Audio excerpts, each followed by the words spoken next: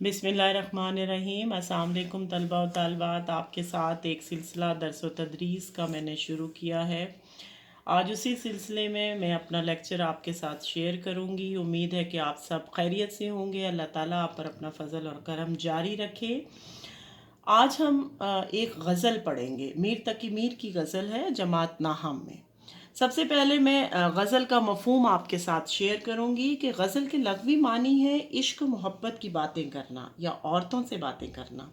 शिकार के वक्त हिरन के मुंह से जो फरियाद निकलती है उसको भी गज़ल कहती है।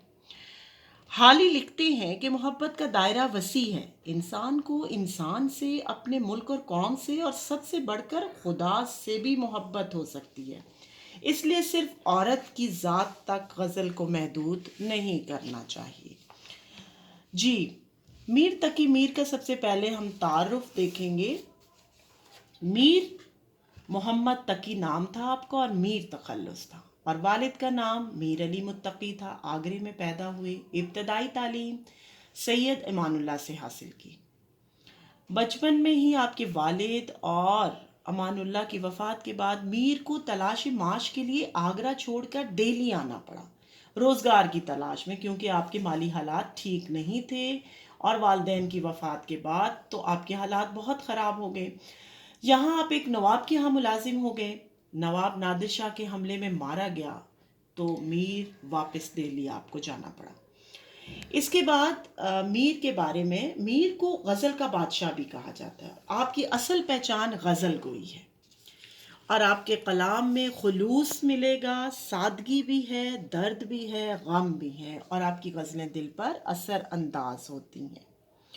आपकी शायराना अज़मत, जो कि आपकी शायरी है, उसका अज़मत का एतराफ़ ना सिर्फ उस दौर के शोरा ने किया बल्कि बाद में आने वाले शोरा ने भी आपको गज़ल गोई का बादशाह तस्लीम किया है। बाबा उर्दू डॉक्टर मौलवी अब्दुल हक ने आपको सरताज शोराए उर्दू कहा।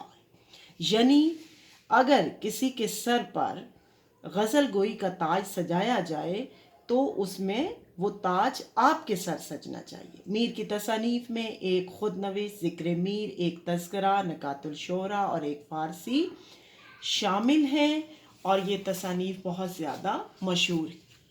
अब हम गज़ल की तरफ आते हैं। मीर की ये गज़ल हमें दुनिया की बेसबाती का ज़िक्र और उसके बारे में बताती हैं। पहला शेर मैं आपके साथ पढ़ूंगी और फिर इसकी तशरीह की तरफ हम जाएंगे। हस्ती अपनी हबाब कैसी है, ये नुमाइश शराब कैसी है। इस शेर में मीर तकी मीर दुनिया की बेसबाती का जिक्र करते हुए कहते हैं कि इंसानी ज़िंदगी आर्जी है, नापायदार है, बहुत थोड़ी देर के लिए है, और इस चंद रोज़ा ज़िंदगी में किसी चीज़ को दवाम नहीं है। ये दुनिया फ़ना हो जानी है, ख़त्म हो जानी है, और यहाँ पे मौजूद हर हुस्न, हर खुशी आर्जी है, और हम इस आर्जी और लम्हाती ज़िंदगी को मुस्तकिल समझ बैठे। मीर ने इस शेर में एक आफाकी सच्चाई बयान की है कि ज़िंदगी की हकीकत एक पानी के बुलबुले की तरह है।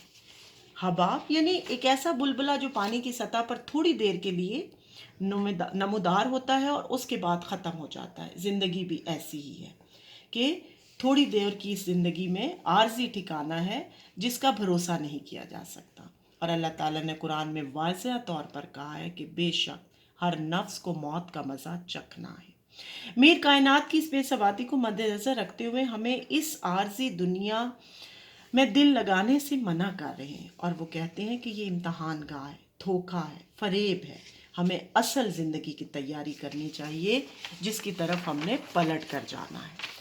दूसरा शेर है कि नाज की उसके लब की क्या कहिए, पंखड़ी एक गुलाब कैसी है। उर्दू और फ़ारसी शायरी की ये रवायत है कि रवायती महबूब अपने हुस्न और रंगीनी और रानाई में बेमिसाल है। हर दौर के जो शोरा हैं वो अपने महबूब के क़द ख़ाल का ज़िक्र अपनी शायरी में ज़रूर करते हैं। मीर भी इस शेर में अपने महबूब के हुस्न जमाल का खूबसूरती से ज़िक्र कर रहे हैं, और अपने महबूब के हुस्न का मुआजना एक गुल से कर रहे हैं, फूल से।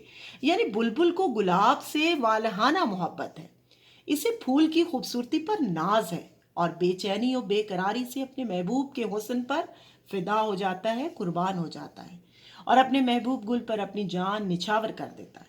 मीर भी अपने महबूब के हुस्न जमाल में खोए हुए हैं اور محبوب کا تصور اور اس کی محبت و چاہت پیدا کرنے کا ہی باعث ہے. یہی وجہ ہے کہ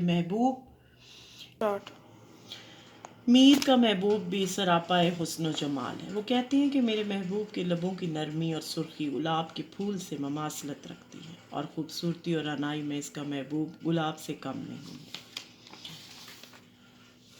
تیسرا شعر ہے: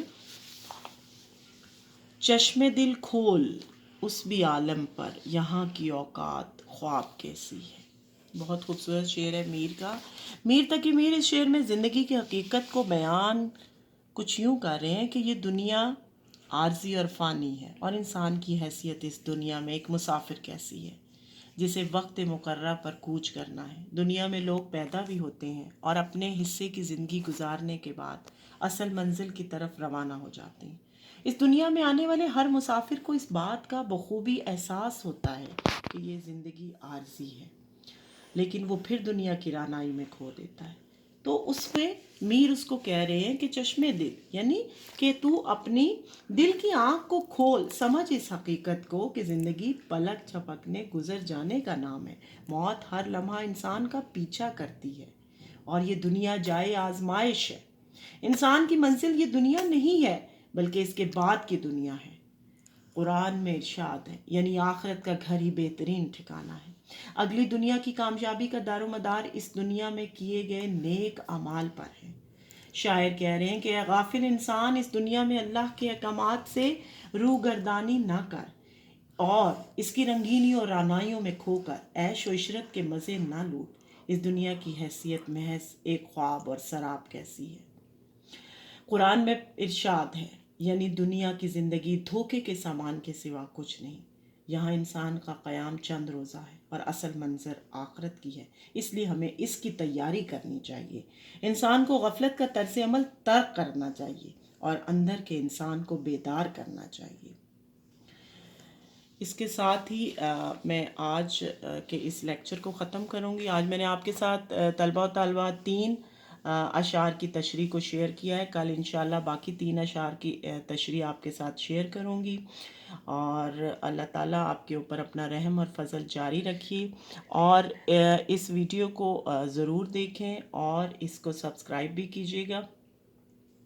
اور آپ نے اپنے کومنٹس ضرور مجھے بھیجیں تاکہ مجھے اندازہ ہو کہ مزید آپ اس کے اندر کیا چیزیں چاہتے ہیں کہ اس سلسلے میں کی جا سکیں. اور آج کے بعد سے میں آپ کے ساتھ روزانہ کی بنیادوں پر اس لیکچر کا سلسلہ جاری رکھوں گی تاکہ آپ اس کو زیادہ سے زیادہ دیکھ سکیں اور علم میں اپنے اضافہ کر سکیں.